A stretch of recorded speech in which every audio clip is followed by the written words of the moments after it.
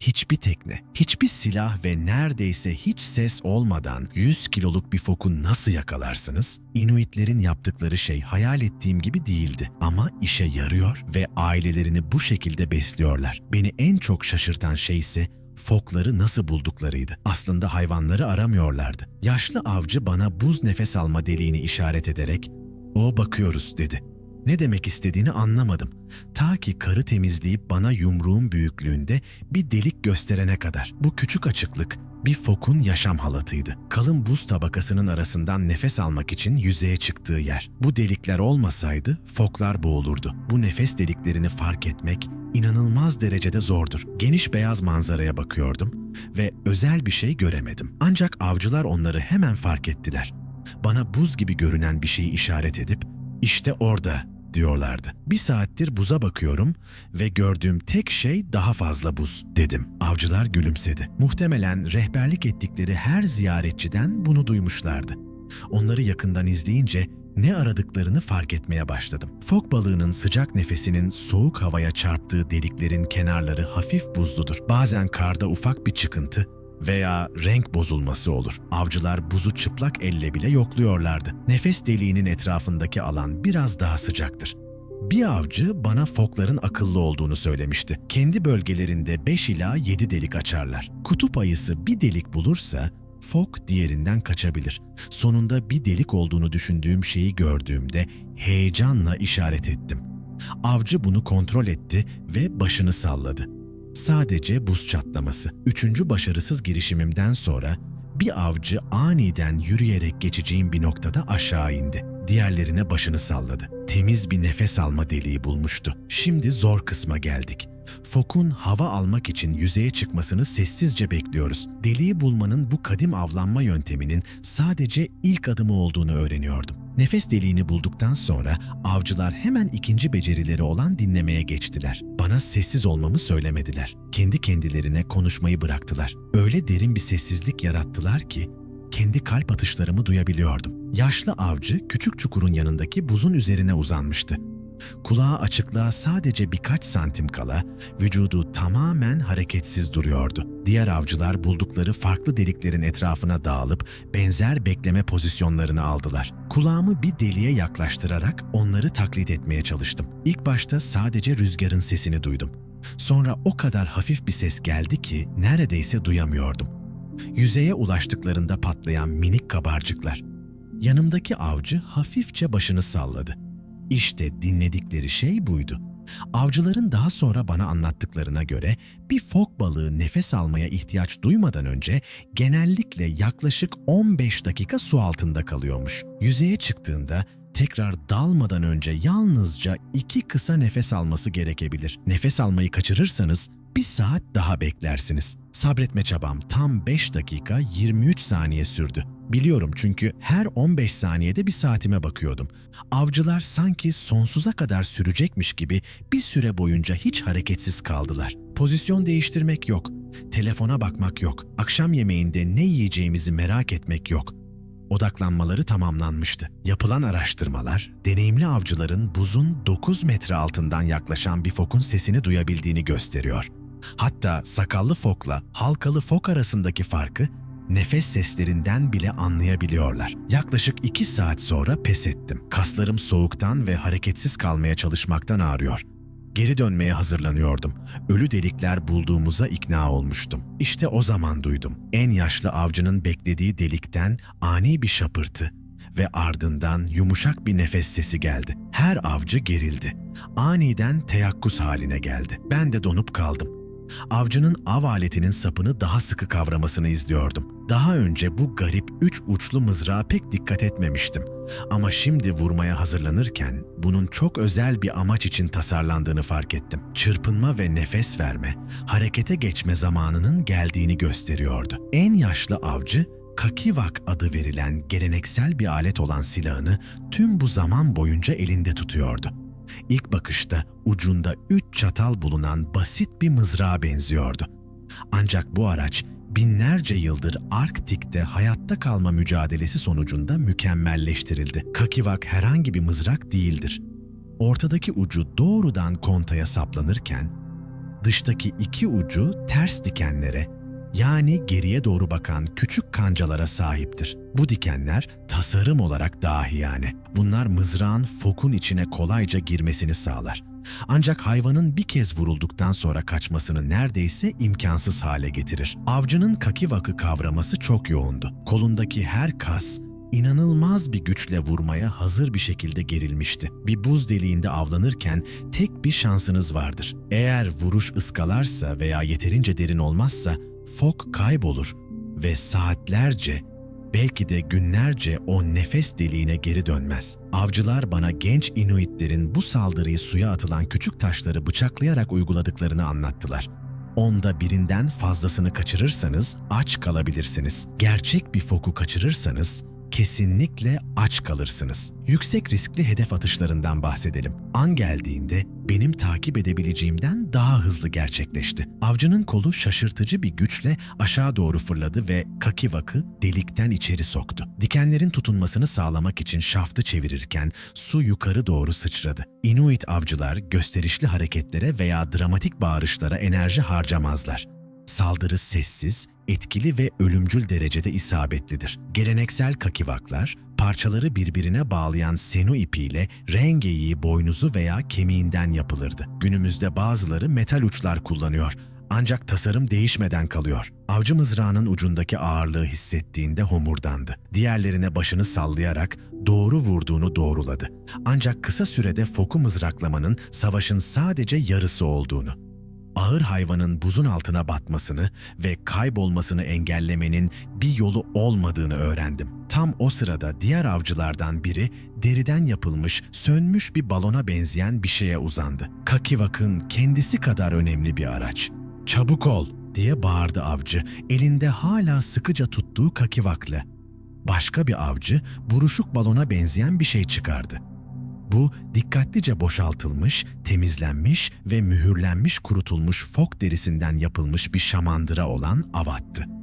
Alıştırma hareketleriyle ikinci avcı avatı kakivakın şaftına bağlarken, birincisi aşağıdaki mızraklanmış foku tutmaya devam etti. Fok nefes deliğinden su sıçrarken dikenlere karşı mücadele etti. Bir fok balığı 100 kilogram ağırlığa sahip olabilir ve panik halinde avcının elinden kolayca kurtulabilir. Avcı deri balonun ağzından içeri üfleyerek onu kısa sürede yaklaşık bir basketbol topu büyüklüğüne kadar şişirdi. Bunu bir bükme ve kemik bir kilitle kapattı. Sonra haki rengi tutan avcıya başıyla işaret etti. Artık fokun kaçamayacağını bildikleri için tutuşlarını biraz gevşetebilirlerdi. "Bir şeye tutunarak yardımcı olabilir miyim?" diye sordum. Bir avcı bana surat asarak bir ipin ucunu uzattı. Sonra ben ipi çekip ipin hiçbir yere bağlı olmadığını anlayınca güldü. İlk defa bir iş yaptığını söyledi. Diğerleri kıkırdarken, avatar ciddi bir soruna akıllıca bir çözümdür.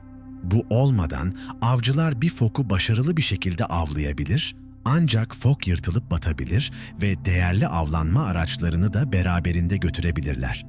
Şamandıranın kaldırma kuvveti, fokun ağırlığını ve gücünü dengeleyerek avcılara durum üzerinde kontrol sahibi olma imkanı sağlıyor. Hem kakivakın hem de avatın mühürlediği mührü alan avcılar, nefes deliğinin etrafında toplandılar. Hayvan yakalandı.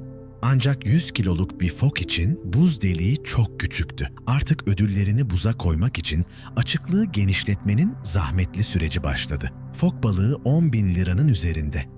Nefes deliği hayvanı çekebilecek kadar büyük değildi. Avat şamandırasıyla mühürlenen avcılar hemen deliği büyütmek için işe koyuldular.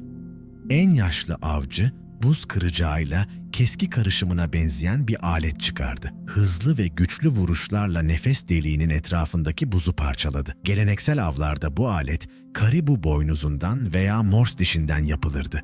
Birkaç metre kalınlığındaki buzu kırabilecek kadar güçlü bir malzeme. Delik genişledikçe avcılar örgülü fok derisinden yapılmış bir ip hazırladılar. Bir ucu kontanın birleştiği yerde haki renkli şaftın etrafına dolanmıştı ve bu onlara ağır avlarını çekmek için gereken kavramayı sağlıyordu. "Sıra sende," dedi avcılardan biri bana ipin ucunu uzatarak. Düzenli olarak spor salonunda yaptığım egzersizlerin beni bu ana hazırladığını düşünerek güvenle elime aldım. 30 saniye sonra kollarım yanmaya başladı. Sırtım çığlık atıyordu ve fok bir santim bile kıpırdamamıştı. Avcılar ipi geri alırken gülmemeye çalıştılar.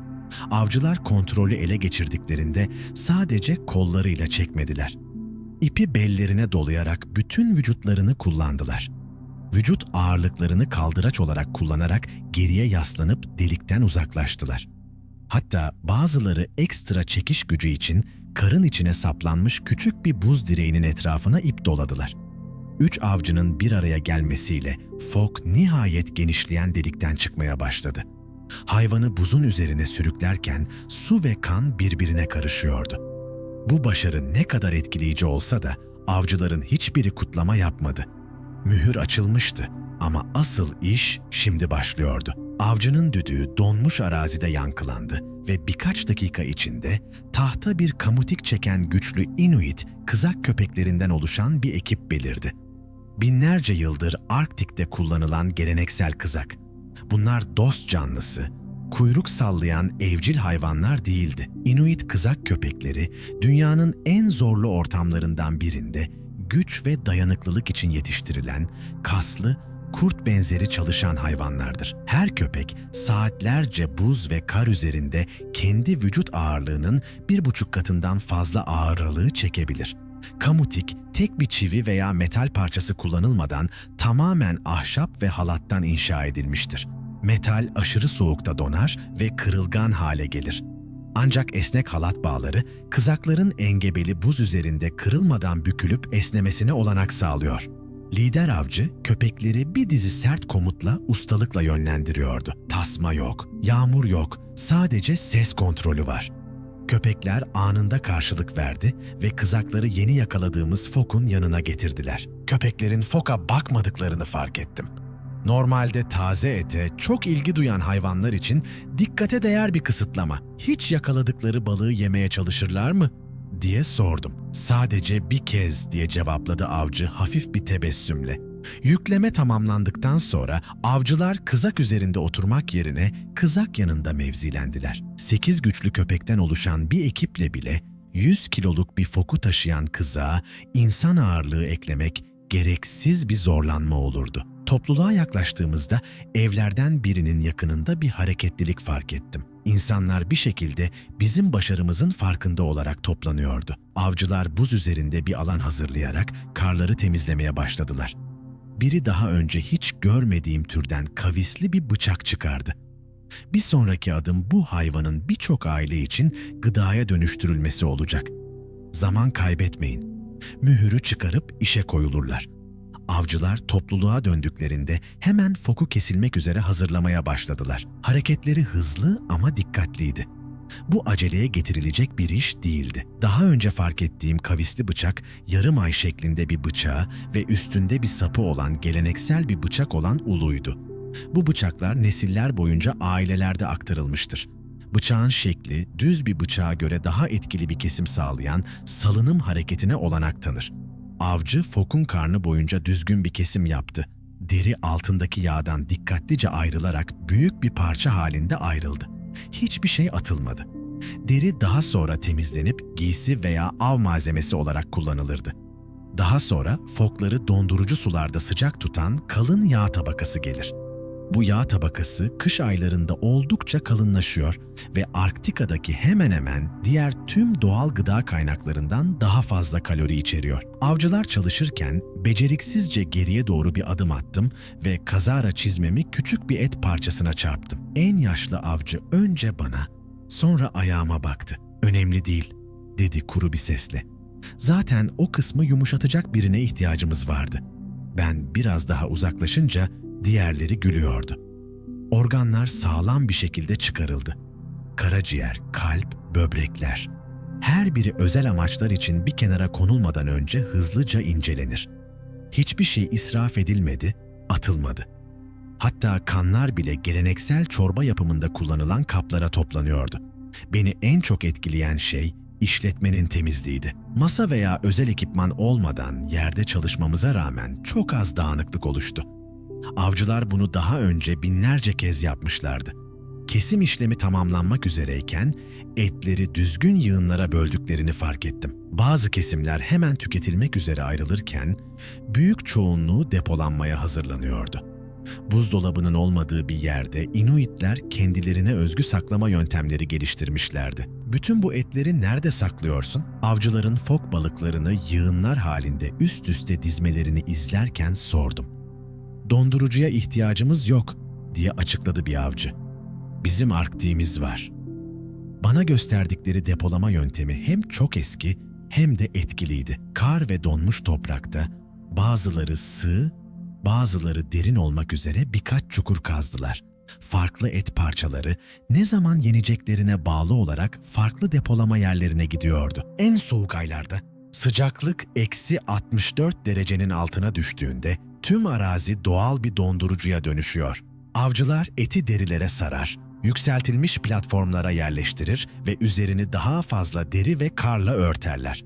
Bu sayede hem hayvanlar uzak tutuluyor hem de etin aylarca soğukta saklanması sağlanıyor. Uzun süreli depolama için kalıcı olarak donmuş toprak tabakası olan perafrostta daha derin çukurlar kazıyorlar. Burada saklanan etler donma noktasının hemen altındaki sabit bir sıcaklıkta kalıyor ve yıl boyunca mükemmel saklama koşulları yaratılıyor. 2 yıl boyunca fok saklama yerini unutan bir büyüğümüz vardı. Bir avcı bana eti bulduğunda hala iyi durumda olduğunu söyledi. Bunu buzdolabında 3 gün bekledikten sonra bozulma tehlikesi olan süpermarketten aldığınız etlerle deneyin. Bazı kesimler kontrollü fermantasyona olanak sağlamak için bilerek saklanır. Bu, yabancıların genellikle zor bulduğu ancak Inuitlerin lezzetli bulduğu, güçlü bir koku ve tada sahip fermente et olan iggonak gibi yemekler ortaya çıkarır. Modern soğutma yöntemi birçok Arktik topluluğuna ulaşmış olsa da çoğu avcı hala bu geleneksel yöntemleri tercih ediyor. Sıfır elektrik gerektirirler ve birçok kişi etin eski şekilde saklandığında daha lezzetli olduğuna inanır. Avcıların farklı kesimleri dikkatlice kendilerine tahsis edilen depolama alanlarına yerleştirdiklerini izlerken ilginç bir şey fark ettim. Etlerin hepsi depolanmıyordu. Önemli bir kısmı ise Inuit kültürü kadar eski bir geleneğe uygun olarak ayrı bir yığın halinde ayrılıyordu. Fok eti avcısı olmayan aile büyüklerine, komşulara ve yakınlarına dağıtılır. Fok etlerinin bir kısmı depolanmak üzere kaldırılırken etrafımızda giderek artan bir kalabalığın toplandığını fark ettim. Herkes sabırla bekliyor gibiydi. O yığına ne olacak? Ayrı olarak ayrılmış olan büyük miktardaki etin bir kısmını işaret ederek sordum. Avcı, "Bu başkalarının hakkı," diye cevap verdi. Herkese bir miktar verilir. İlk paylar büyüklere gitti. Avcılar kendilerine söylenmeden aralarında değerli ciğer ve böbreklerin de bulunduğu seçkin et parçalarını paketleyip toplumun en yaşlı üyelerine götürüyorlardı. Yaşlılığın bilgeliğine derin saygı duyulan bir kültürde yaşlıların iyi beslenmesini sağlamak temel bir değerdir. Daha sonra avcısı olmayan, yani buz üzerinde fiziksel olarak dolaşabilecek birileri olmayan aileler geldi. Küçük çocukları olan bir dul kadın talep etmesine gerek kalmadan yüklü bir miktar para aldı. Cömertliğe dair yorum yaptığımda bir avcı şaşkın bir şekilde baktı. "Bu cömertlik değil," diye açıkladı. "Biz böyle yaşıyoruz. Kocası da benim ailem için aynısını yapardı." Geleneksel Inuit toplumunda yiyecek paylaşımı hayırseverlik olarak görülmez. Bu bir karşılıklı sigorta sistemidir. Bugünün başarılı avcısı yarın eli boş dönebilir. Başarılı olduklarında geniş bir şekilde paylaşarak avcılar, zor zamanlarda kendi ailelerinin asla aç kalmamasını sağlarlar. "En güzel kısımlarını kendine mi saklıyorsun?" Masumca sordum. Avcılar bakıştılar ve kahkahalarla güldüler. "Biz siz değiliz," dedi biri sonunda gülümseyerek. Bunun bir iltifat olup olmadığından tam olarak emin değildim. Ama yine de gülümsedim. Beni en çok etkileyen şey, resmi bir sistemin, bir ölçmenin, bir kayıt tutmanın olmamasıydı. Kimin ne kadar alacağı açıklanmadı. Bunun yerine herkes kimin neyi alması gerektiğini tam olarak biliyor gibi görünüyor. Bu rastgele bir nezaket değildi. Hiçbir yazılı kuralı olmayan, karmaşık bir toplumsal sistemdi. Son porsiyonlar dağıtılırken, çoğumuzun hayal bile edemeyeceği zorluklara rağmen Bu toplulukları sayısız Arktik kışı boyunca ayakta tutan bir yaşam biçimine tanıklık ettiğimi fark ettim. Akşam topluluktaki geçici evime döndüğümde insanların yakaladığımız fokun farklı kısımlarını nasıl hazırladıklarını izledim. Hiçbir şey, kelimenin tam anlamıyla hiçbir şey boşa gitmedi. Etler akşam yemeği için şeritler halinde kesilir veya daha sonra kullanılmak üzere saklanırdı. Yağ küçük küpler halinde kesilerek çocuklara şeker gibi yedirilirdi. Kemikler alet veya çorbalık olarak temizlenirdi. Ev sahibimin gülümseyerek bana uzattığı gözler bile birer lezzet olarak değerlendirildi. Peki ya bu kısım? Tanımadığım bir organı işaret ederek sordum. Bu en genç avcının büyük annesine ait, diye açıkladı ev sahibim. Bazı Arktik lezzetleri tatmak yanımda getirdiğimden daha fazla cesaret gerektirecekti. Onlara hiçbir şeyi atıp atmadıklarını sorduğumda ev sahibim gerçekten şaşkın görünüyordu. Her kaynağın kıymetli ve zor olduğu bir yerde israf sadece kabalık değil, düşünülemez bir şeydir. O akşam nihayet fok etinin tadına baktığımda bu avcılık geleneği hakkında derin bir şey anladım. Bu sadece yemek değildi. Bu toprağa, atalara ve birbirimize olan bir bağdı.